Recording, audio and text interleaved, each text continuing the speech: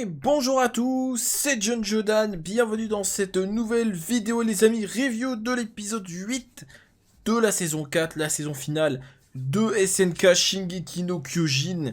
Et que dire, encore un épisode incroyable. Alors c'est pas un épisode où il y a beaucoup d'action, en même temps on a eu une bonne dose d'action entre l'épisode précédent et même celui d'avant. Donc là on est sur un épisode plus calme. Pour autant, c'est un épisode très riche, non seulement en informations, on va y revenir dans cette review, mais aussi en émotions. Et surtout en émotions très très riches, vous savez pourquoi, on va y revenir aussi. C'est un épisode très touchant, et qui nous fait encore sans cesse poser les mêmes questions, à savoir du bien, du mal, et même si de toute façon à chaque fois il n'y a pas de réponse, c'est la guerre. C'est la guerre, on a des souffrances des deux côtés. On peut essayer de se mettre à la place de chaque personnage, de chaque côté du conflit.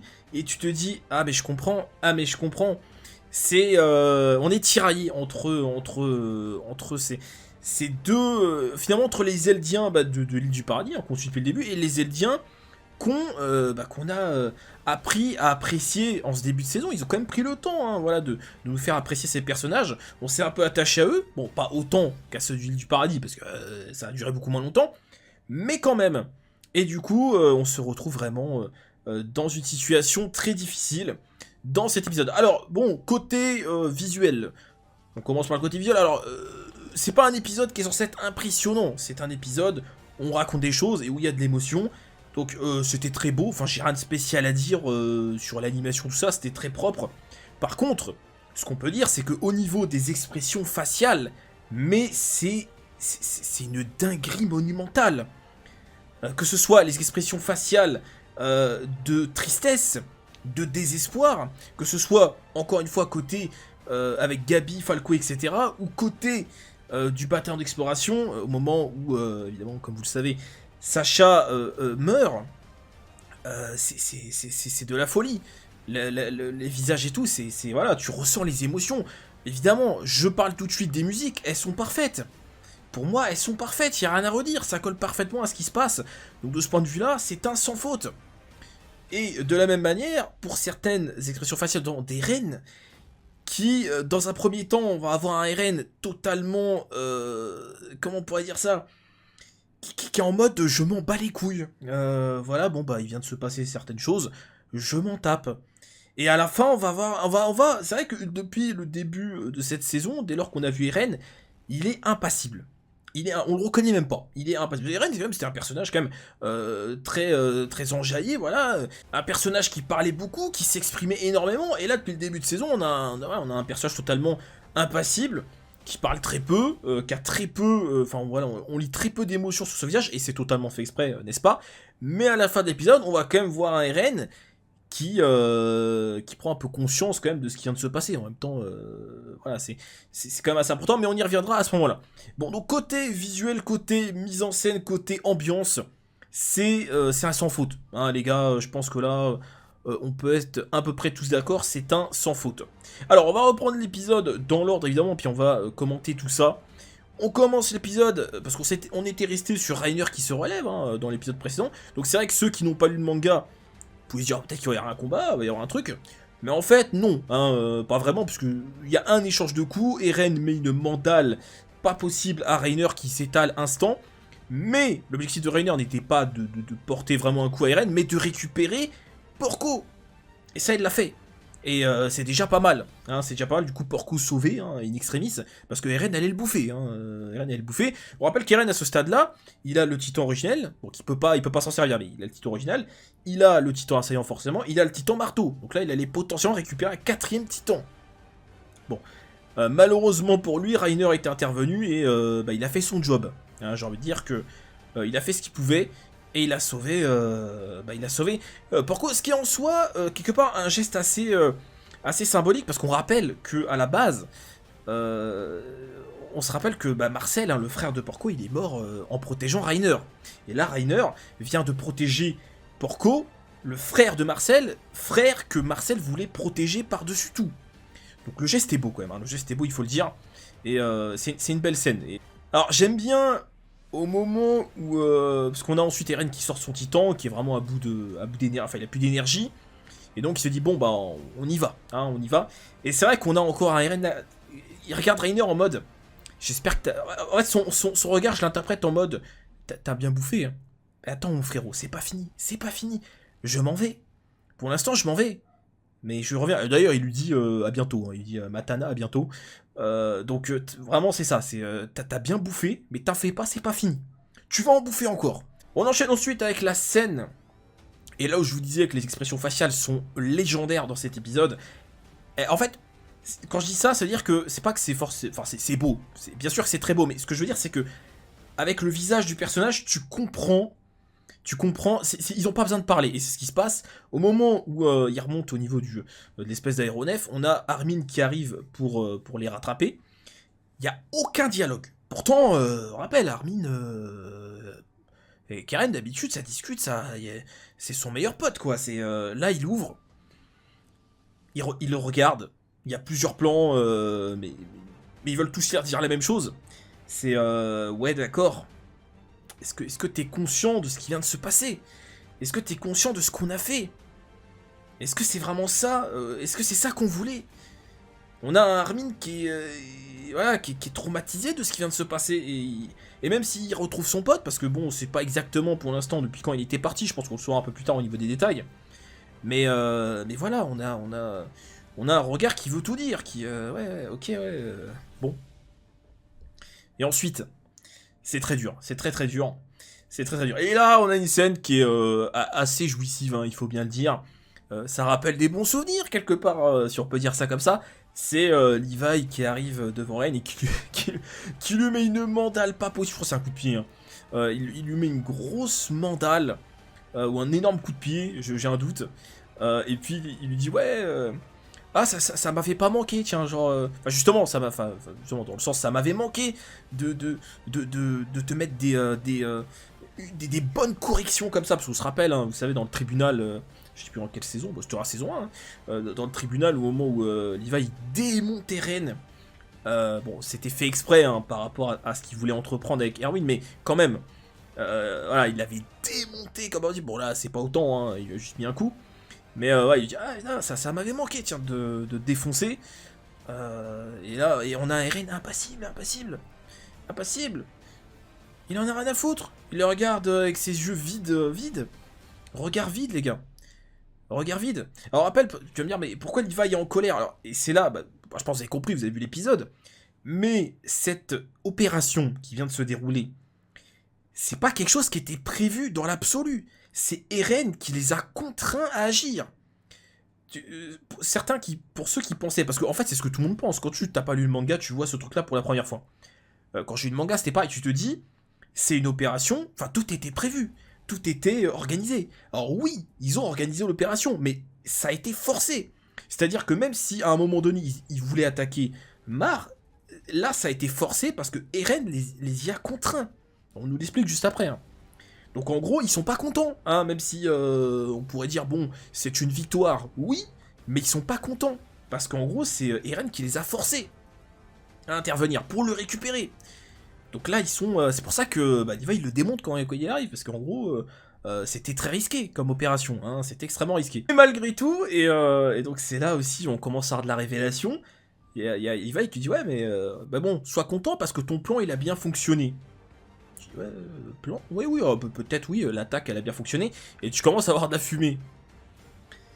Et là, ceux qui n'avaient pas vu, est-ce que vous avez compris instant de quoi il s'agissait? Dites honnêtement, c'est rien, on n'est pas là pour flexer en mode oh mais j'avais tout compris depuis le début. On s'en fout.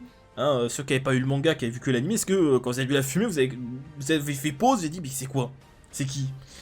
Parce que je vous l'avais dit à l'épisode d'avant, et sincèrement, hein, quand je vous ai dit, je m'en souviens plus si c'est maintenant, parce que je savais que Sig allait trahir Mar, mais je savais plus c'était à quel moment exactement, je m'en souvenais plus. Et c'est juste qu'avec la mise en scène, je me suis dit, oh, c'est bizarre, il y a un truc qui est bizarre, quand il dit à Levi dans l'épisode d'avant, oui, on n'a plus trop le temps, etc., etc. Et donc oui, c'est Sig, les amis, alors on le voit pas tout de suite, hein, on va y revenir, là on voit juste de la fumée, mais bon, forcément c'est lui qui est en train de se régénérer. Vient ensuite une scène très touchante, et d'autant plus touchante quand tu sais ce qui va se passer après. avec Jean, Connie et Sacha qui font un petit câlin. Jean, mon personnage préféré, hein, je le rappelle. Incroyable. D'ailleurs, ce perso, il est incroyable. C'est vrai qu'au début de la série, il est énervant. Parce qu'il est toujours en train de râler. En plus, il a un petit peu peur. Enfin, c'est un petit peu une tapette au début. Ce qui est un peu normal, hein, je veux dire, hein, dans le contexte. Il n'y a pas de souci avec ça. Mais voilà, c'est un personnage un peu chiant, tu vois. Mais quelle évolution du personnage. Alors déjà, dans les premières saisons, il évolue le personnage. Hein, il évolue, il se construit. Mais là, on est sur l'apothéose du personnage. C'est-à-dire qu'on a un personnage réfléchi, leader. Hein, c'est vraiment lui qui donne les directives, tout ça. Un personnage mesuré. C'est le perso, limite, le plus lucide dans tout ça, qui est là, qui est prêt à se donner pour les siens, mais en même temps, qui est totalement conscient que ce qui est en train de se passer, c'est pas bien. C'est pas bien, faut pas se réjouir, parce que d'un côté, t'as Jean, t'as certains personnages qui sont mesurés, même Connie et Sacha dans l'absolu, et à côté, t'as les autres qui sont en train de célébrer, ouais, on les a défoncés, c'est trop bien, et tout, l'Empire, et tout, le retour, on est de retour dans le game, ils sont tous contents. Et à côté, t'as Jean, bon bah, qui est mesuré quand même, hein, qui se dit, ouais, bon bah, c'est cool, mais combien de personnes on va devoir tuer pour être tranquille, pour que ça s'arrête. Le personnage, il est incroyable. Alors je rappelle aussi un petit détail, parce que sur Twitter, je donne vite fait mes réactions des fois, et il y a un mec qui m'avait dit, je vous donne un exemple, oui mais, parce que j'avais dit que l'épisode était génial, il me dit, ouais mais fais pas le surpris, tu sais déjà ce qui se passe, mais attendez les amis, c'est pas parce que tu sais ce qui se passe, que tu ressens rien devant l'animé. Absolument pas, parce que même si tu sais ce qui va se passer, justement, l'animé, ça sert à quoi? Ben, ça sert déjà à proposer une adaptation, et l'animé, grâce à l'animation, waouh, incroyable, et la musique, comme je disais tout à l'heure, par rapport au visage et tout ça, mais ça te fait ressentir bien plus les émotions qu'en manga. Donc même si oui, je sais ce qui va se passer, globalement, encore une fois, j'ai pas tout en tête, mais bon, les gros points, je les connais, donc Sacha, évidemment, je savais qu'elle allait mourir, mais j'étais en PLS, et l'alarme était pas loin. Parce que la mise en scène elle est incroyable. Et ça c'est logique. J'ai même envie de vous dire, quand tu regardes SNK à nouveau, mais t'es encore en PLS. Quand tu regardes l'épisode 1 et que la mère d'Irène elle se fait bouffer, t'es en PLS. T'auras pas regarder 20 fois, tu seras touché. Donc c'est ridicule cet argument, faut arrêter avec ça, parce que ça doit être vu aussi chez les autres. Hein. Oui mais t'as vu, fais pas genre machin. Mais les gars, mais attendez. Avec une mise en scène pareille, t'es touché quoi qu'il y ait, tu peux regarder 20 fois que tu seras touché, c'est absurde. On tourne sur Falco et Gabi qui est décidée à en découdre, hein, qui a envie de... Bah, elle veut buter Eren, elle veut... Voilà, elle est décidée, elle va avec son arme à la main. Et puis on a un petit dialogue, Falco qui la rattrape. Et là c'est très intéressant, parce que on comprend, encore une fois ce que je disais en introduction, on comprend les sentiments de Gabi, elle veut se venger, mais ça c'est le cycle. C'est le cycle de la haine, les amis, hein, comme dans plein de mangas, ça a déjà traité ce sujet-là, mais c'est le cycle de la haine, c'est-à-dire que tu m'es proche, moi je vais tuer les tiens, et après ils vont vouloir me... Enfin, on tourne en rond, hein, mais ça, mais du coup tu peux comprendre. Tu peux comprendre. Ce qui est intéressant, c'est qu'on a une Gabi qui se laisse totalement submerger par ses émotions, et qui veut se venger, et on a Falco, qui bien qu'impuissant, mais c'est normal, il peut rien le pauvre, c'est un gamin, voilà, qui plus est, tu pourrais dire, ah, s'il a un titan, tu pourrais dire, ah, il peut... Ah, mais c'est un pauvre... Voilà, il peut rien. Mais, ce qui est très intéressant avec Falco, et c'est le cas depuis le début hein, de la saison, c'est qu'on a aussi un personnage qui est mesuré. Qui est mesuré et qui se dit... Qui essaie de comprendre des choses, qui est pas juste dans la vengeance, dans les émotions, il réfléchit. Et du coup, quand t'as une Gabi qui est, ah, je vais le buter, ils sont tous morts, et là t'as Falco qui dit, oui, mais eux, c'est ce qui s'est passé aussi. Bah oui. Hein, parce que il le dit, quand Reiner et tout ça, ils sont partis attaquer, bah en fait, c'est ce qui s'est passé. Il se remémore la discussion entre Eren et Reiner. Il lui dit, mais ouais, mais en fait, ce qui se passe, c'est que je comprends que tu veux te venger, mais en fait, ils ont subi la même chose. Donc là, on a un Falco qui comprend un peu ce qui se passe, qu'on tourne en rond. Et qui lui dit, ça sert à rien, arrête. Et on a une Gabi qui est dans le déni, hein, totalement dans le déni, qui lui dit d'ailleurs au début, ouais, t'étais là pour voir ce qui s'est passé. Il n'y a pas besoin d'avoir 300 IQ pour savoir que quand Reiner et tout ça, ils sont partis péter les murs, il s'est passé il y a eu des problèmes quand même. Vous voyez, c'est absurde de dire ça, genre oui, t'étais là, t'as pas vu. Et puis encore pire, juste derrière, elle lui dit, non mais de toute façon, c'est les démons, il faut les tuer. En fait, elle a aucun argument. Et c'est normal. En fait, de toute façon, il n'y a pas d'argument, les gars. Ensuite, bon, bah, Gabi déterminée, hein, donc elle se casse. Hein. Bon, il y a des plans magnifiques avec Gabi. Ils arrivent au niveau de l'aéronef, et donc Gabi, sniper, hein, sniper professionnel. descend Lubov, je sais plus comment il s'appelle le mec. Bon, il se fait one shot. Du coup, il tombe au sol, donc elle a accès à l'équipement tridimensionnel. Alors, ce que j'ai bien aimé, c'est qu'ils ont pris le temps. Ça peut paraître con, mais c'est un détail. Mais Gabi comprend pas en 2 secondes comment faut activer le truc. Tu sais, ils prennent quand même quelques secondes pour qu'elle hésite à comment ça marche, machin. Parce que l'équipement tridimensionnel, c'est propre à l'île du paradis. Hein, c'est pas un truc qui existe de ce côté-là. Donc, c'est intéressant de la voir trifouiller le truc. Ouais, je comprends pas comment ça marche. Parce qu'ils auraient pu faire un truc genre le truc. C'est sans servir direct, ça aurait été un petit peu bizarre quand même. Vous voyez ce que je veux dire? Bon, bref, c'est un petit détail. Donc, en gros, on a un peu une scène d'adieu. Hein, Gabi qui dit, bon, je vais aller en buter un maximum et bah, tu diras à ma famille que j'ai tout tenté, etc., etc., etc. Bon, et là, tu t'en doutais, même pour ceux qui n'ont pas vu. Hein, donc, au moment où elle actionne le truc, Falco le GOAT qui la suit, hein, qui la suit totalement. Et du coup, bah, les deux montent à l'intérieur. Et donc, pendant que les Eldiens de l'île du Paradis sont en train de célébrer, alors, ce qui est bien, c'est que on t'annonce un peu la couleur. Déjà, je rappelle la scène entre Connie, Jean et Sacha. Tu dis, ouais, bon, ils font un petit câlin, bon, ça va. Au moment où Gabi et Falco ils arrivent, il y a un boom. Et le premier plan que tu vois, c'est Sacha qui fait, il y a eu un bruit. Et là, Gabi déboule. Tiens, Sacha. Voilà, Sacha qui prend la balle. Sacha qui prend la balle, les gars. Et c'est dur. Parce que Sacha, mais en fait, c'est un personnage tellement innocent. Alors, tu vas me dire, oui, oui, je suis d'accord. Hein. Innocent, bon, il y a l'épisode d'avant, il était en train de sniper des gens. Mais, vous voyez ce que je veux dire? Je veux dire, si on prend par rapport aux premières saisons, le personnage qu'on a suivi, parce que là, je rappelle, c'est la guerre, c'est un contexte de guerre. Donc oui, certes, elle a tué des gens avant, bien sûr.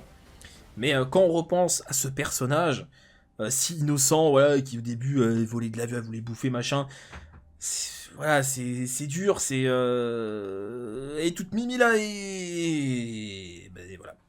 Bon, alors au début, on nous dit pas qu'elle est morte, hein. Au début, bon, ils essayent euh, voilà, de limiter l'hémorragie, tout ça, donc on sait pas au début qu'elle meurt. Bon, après, tu te doutes que ça a mal tourné quand même, hein. Je t'en doute un petit peu. Alors du coup, Gabi et Falco se font tabasser la gueule hein, par tous les autres, forcément, hein, avant que ça dégénère. Et on a Flock, hein, Flock, alors lui par contre, bon, hein, c'est chaud parce qu'il dit, bon, bah, on les balance, hein, comme ça, on n'en parle plus, hein, terminé, ciao. Et là, t'as Jean, mais oui, qui lui dit, mais tu crois que c'est en jetant des gosses par-dessus bord que on va régler les choses? Alors malgré le fait que, ok, bon, il vient de tirer sur Sacha, ouais, on a encore l'opposition entre ceux qui sont vraiment un peu matrixés, hein, quand même, hein, il faut le dire, et des personnages qui sont mesurés. Bref, après on a une petite scène entre Magat et Pic qui se remémore du coup une scène, donc un petit flashback, où elle reconnaît, donc elle a dit que le soldat, donc qu'on va voir juste après, qu'elle l'avait déjà vu quelque part. Et en fait, cette personne, elle était sur les premières embarcations, donc elle était partie il y a 3-4 ans, pour aller faire un petit tour du côté du paradis pour voir ce qui s'y passe. Et ces bateaux sont jamais revenus. Donc en fait, on comprend que ils ont été là-bas et ils sont partis s'allier aux Eldiens de l'île du paradis. Donc il y a un truc qui va pas. Et au même moment, elle dit, il dit mais pourquoi, comment ça se fait que tu te souviens comme ça? Et bien, c'est parce que la personne m'intéressait. Bon, en gros, elle a un peu kiffé. Et on apprend que cette personne, en fait, était très très proche de Sig. Et donc là, tu te dis que ils vont commencer un peu à regrouper les pièces du puzzle. Hein. Des bateaux qui sont partis à 3-4 ans qui sont jamais revenus.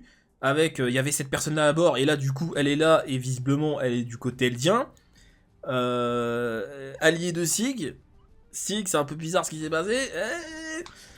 Voilà, et donc forcément, au niveau des images, on revient sur l'aéronef. On voit ce fameux personnage qui retire cette espèce de truc qui lui servait de barbe. C'est une femme, hein, tout simplement. Et là, du coup, on a Sig, on le voit, hein, qui est en train de se régénérer. Et du coup, Jean amène Falco, Gabi. Et là, les gars, c'est le drame.